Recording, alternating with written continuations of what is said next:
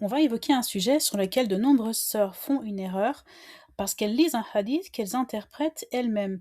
Et c'est là où on voit l'importance du travail des fuqaha, des savants du fiqh, pour expliquer les hadiths.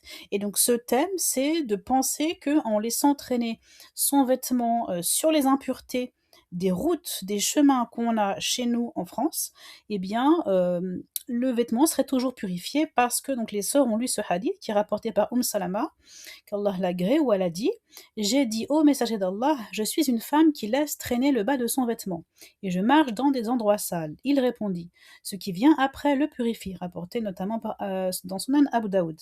Nous savons qu'il y a un principe général qui est étayé par des textes qui nous disent que pour faire la prière, nos vêtements doivent être purifiés.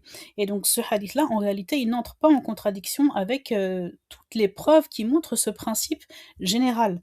Et donc, celle qui va dehors aujourd'hui, dehors il y a de l'urine de chien, il y a des défections de chiens surtout, même de l'urine humaine. Si son vêtement est imbibé par ces choses-là qui sont humides, ça va salir son vêtement, ce sont des impuretés, elle ne pourra pas prier avec tant qu'elle n'a pas lavé ces parties-là ou qu'elle n'a pas changé de vêtement.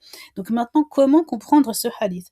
Il se trouve que les savants malikites ont expliqué qu'à l'époque, il y avait du crottin d'animal comme les ânes, les chameaux, les mulets, mais ce sont des impuretés qui étaient sèches sur les chemins. Et donc, une femme comme Salama passait, et sa robe, son vêtement qui était allongé, touchait ces choses-là, c'était sec, c'était pas des choses humides comme de nos jours sur nos trottoirs à nous. Et donc, si c'est sec et que après son vêtement va traîner dans la terre, ça va tout simplement enlever ces impuretés qui sont sèches et qui ne restent pas accrochées à un vêtement. Donc on ne peut pas appliquer ce hadith à notre cas à nous et on reste sur le principe général que les déjections d'animal que nous on touche avec nos vêtements, si ça arrive, hein, ou autres parties qui sont humides, eh bien on ne pourra pas faire dans cet état-là la prière avec.